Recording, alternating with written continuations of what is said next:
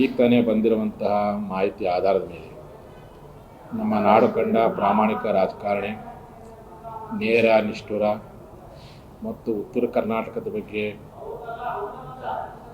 ಹಿಂದೂ ಸಮುದಾಯದ ಜಾಗೃತಿ ಬಗ್ಗೆ ಯಾವುದೇ ಪಕ್ಷ ಇರಲಿ ನೇರವಾಗಿ ಮಾತನಾಡುವಂಥ ಈ ನಾಡಿನ ಏಕೈಕ ವ್ಯಕ್ತಿ ವಿಜಯಪುರದ ಶಾಸಕರು, ಕೇಂದ್ರದ ಮಾಜಿ ಸಚಿವರಾಗಿರ್ತಕ್ಕಂಥ ಬಸವನ ಪಾಟೀಲ್ ಯತ್ನಾಳ್.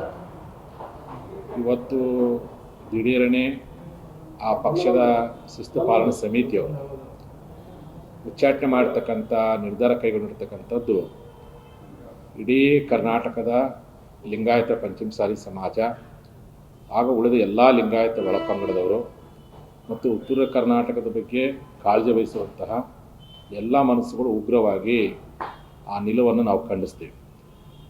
ಕಾರಣ, ಬಸವನ ಪಾಟೀಲ್ ಯತ್ನಾಳ್ ಅವರು ಯಾವತ್ತೂ ಸಹ ಪಕ್ಷ ವಿರೋಧ ಚಟುವಟಿಕೆ ಮಾಡಿಲ್ಲ.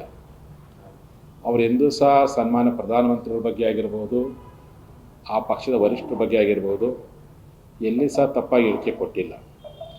ಅಥವಾ ಅವರದೇ ಪಕ್ಷದ ಸಿದ್ಧಾಂತ ಹಿಂದುತ್ವದ ವಿರುದ್ಧವಾಗಿ ಸಹ ಎಂದು ಹೇಳಿಕೆ ಕೊಟ್ಟಿಲ್ಲ. ಆ ಪಕ್ಷದ ವಿಚಾರಗಳ ವಿರುದ್ಧವಾಗಿ ಸಹ ಎಂದು ಹೇಳಿಕೆ ಕೊಟ್ಟಿಲ್ಲ. ಇಷ್ಟೆಲ್ಲ ಇದ್ದಾಗ್ಯೂ ಅವರ ರಾಜಕೀಯ ನಾಯಕತ್ವವನ್ನು ಬರುವಂಥ ದಿನದಲ್ಲಿ ರಾಜ್ಯದ ಪ್ರಮುಖವಾಗಿರ್ತಕ್ಕಂತಹ ರಾಜಕೀಯ ನಾಯಕತ್ವದ ಹುದ್ದೆಯನ್ನು ಏರ್ತಿರೋವಂಥ ಒಂದೇ ಒಂದು ಕಾರಣಕ್ಕೋಸ್ಕರವಾಗಿ ಇವತ್ತು ಕಾಳಾಡಂಥ ಶಕ್ತಿಗಳು, ಕಾಳಾಡಂಥ ದುಷ್ಟ ವ್ಯಕ್ತಿಗಳು ಇವತ್ತು ಬಸವನ ಪಾಟೀಲ್ ಅವರನ್ನು ಉಚ್ಚಾಟನೆ ಮಾಡಲಿಕ್ಕೆ ಪರೋಕ್ಷವಾಗಿ ಕಾರಣವಾಗಿದೆ ಅನ್ನುವಂಥ ಮಾತನ್ನು ಈ ಸಂದರ್ಭದಲ್ಲಿ ಹೇಳಿಕ್ಕೆ ಇಚ್ಛೆಪಡ್ತೀನಿ. ಒಂದು ಕಡೆ ಕುಟುಂಬ ರಾಜಕಾರಣ ಬೇಡ ಅಂತ ಹೇಳುವಂಥ ಪಕ್ಷ, ಭ್ರಷ್ಟಾಚಾರನ ವಿರೋಧ ಮಾಡ್ತೀವಿ ಅಂತ ಹೇಳುವಂಥ ಪಕ್ಷ, ಅದೇ ಪಕ್ಷದ ಒಳಗಿರ್ತಕ್ಕಂಥ ಕುಟುಂಬ ರಾಜಕಾರಣ ಮಾಡುವಂಥ, ಅದೇ ಪಕ್ಷದ ಒಳಗಿರ್ತಕ್ಕಂಥ ಭ್ರಷ್ಟಾಚಾರ ಮಾಡುವಂಥ ವ್ಯಕ್ತಿ ವಿರುದ್ಧವಾಗಿ ಮಾತಾಡೋದು ತಪ್ಪು ಅನ್ನುವಂಥದ್ದು ಎಷ್ಟು ಮಟ್ಟಿಗೆ ಸರಿ?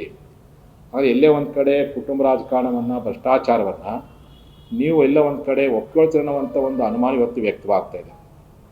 ಬಸವನ ಪಾಟೀಲ್ ಯತ್ನಾಳ್ ಅವರು ಮಾತೆತ್ತಿದ್ರೆ ಉತ್ತರ ಕರ್ನಾಟಕ ಅಭಿವೃದ್ಧಿ ಬಗ್ಗೆ, ನಿಮ್ಮ ಪಕ್ಷದ ಸಿದ್ಧಾಂತವಾಗಿರ್ತಕ್ಕಂಥ ಹಿಂದುತ್ವದ ಬಗ್ಗೆ ಮತ್ತು ಜನರ ಕಷ್ಟಗಳ ಬಗ್ಗೆ ಇವತ್ತು ಮಾತಾಡಿದ್ದಾರೆ. ಜನರು ಆಗಿರ್ತಕ್ಕಂಥ ಅನ್ಯಾಯದ ಬಗ್ಗೆ ಮಾತಾಡ್ತಾರೆ. ನಿಮ್ಮ ಪಕ್ಷ ತತ್ವ ಸಿದ್ಧಾಂತದ ವಿರುದ್ಧವಾಗಿ ಯಾರೇ ನಡ್ಕೊಳ್ತಾರೋ ಅದ್ರ ಬಗ್ಗೆ ಮಾತಾಡೋದು ಹೊರತು ಎಂದೂ ಸಹ ಪಕ್ಷ ವಿರೋಧ ಚಟುವಟಿಕೆ ಮಾಡಿಲ್ಲ. ಹಾಗಾಗಿ ಇವತ್ತು ಆ ಪಕ್ಷದ ಕೆಲವೊಂದು ಒಳಗಿರ್ತಕ್ಕಂಥ ದುಷ್ಟಶಕ್ತಿಗಳು ಬಸವನ ಪಾಟೀಲ್ ಯತ್ನಾಳ್ ಅವರನ್ನು ಆರಂಭದಿಂದಲೂ ತುಳಿಯುವಂಥ ಕೆಲವೊಂದು ಕುಹಕ ಮನಸ್ಸುಗಳು ಇವತ್ತು ಉಚ್ಚಾಟನೆ ಮಾಡೋದ್ರ ಮೂಲಕವಾಗಿ ತಮ್ಮ ಕಾಲ ಮೇಲೆ ತಾವೇ ಕಲ್ಲಾಕುವ ಮಟ್ಟಿಗೆ ಇವತ್ತು ಕಾರಣವಾಗಿದೆ. ಇದರಿಂದ ಬಸವನ ಪಾಟೀಲ್ ಯತ್ನಾಳ್ ಅವರ ಅಭಿಮಾನಿಗಳು ನೋವಾಗಿರ್ಬೋದು. ಇವತ್ತು ಇಡೀ ನಮ್ಮ ಪಂಚಮಸಾಲಿ ಸಮಾಜಕ್ಕೆ ಎಲ್ಲೇ ಒಂದು ಕಡೆ ಮನಸ್ಸಿಗೆ ಒಂದು ರೀತಿಯಾಗಿರ್ತಕ್ಕಂಥ ಅಸಮಾಧಾನ ಆಗಿರ್ಬೋದು. ಆದರೆ ಈ ಅಸಮಾಧಾನ ನಮ್ಮ ಸಮಾಜಕ್ಕೆ ಮಾತ್ರ ಆಗಿಲ್ಲ, ಪರೋಕ್ಷ ನಿಮ್ಮ ಪಕ್ಷಕ್ಕೆ ಭಾಳ ದೊಡ್ಡ ಹಿನ್ನಡೆ. ಬಸವನಗೌಡರು ಇನ್ನೊಂದು 3 ವರ್ಷ ಶಾಸಕರಾಗಿರ್ತಾರೆ, ಪಕ್ಷೇತರ ಶಾಸಕರಾಗಿರ್ತಾರೆ. ಇನ್ನೂ ಅವರು ಶಾಸಕ ಇಟ್ಕೊಂಡು ಹೋರಾಟ ಮಾಡುವಂಥ ಶಕ್ತಿ ಅವ್ರಿಗಿದೆ. ಆದರೆ ನಿಮ್ಮ ಪಕ್ಷಕ್ಕೆ ದೊಡ್ಡ ಹಿನ್ನಡೆ.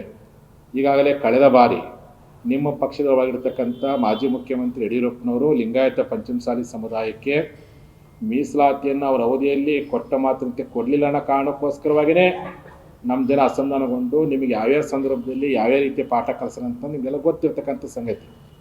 ಇಷ್ಟೆಲ್ಲ ಗೊತ್ತಿದ ಮೇಲೆ ಈ ಸಮುದಾಯದ ಒಬ್ಬ ವ್ಯಕ್ತಿ ರಾಜಕೀಯ ನಾಯಕರ ಬೆಳೆ ಕತ್ತನಂತ ಹೊಟ್ಟೆ ಕಿಚ್ಚಿಂದ ಅವರ ಮಾತನ್ನು ಕೇಳಿ ಇವತ್ತು ಉಚ್ಚಾಟನೆ ಮಾಡ್ತಿರ್ತಂದರೆ ಇವತ್ತು 66 ಬಂದಿತ್ತು ನಿಮ್ಮ ಪಕ್ಷ, ಮುಂದೆ 36 ಬರಲಿಕ್ಕೆ ಸಾಧ್ಯವಿಲ್ಲ.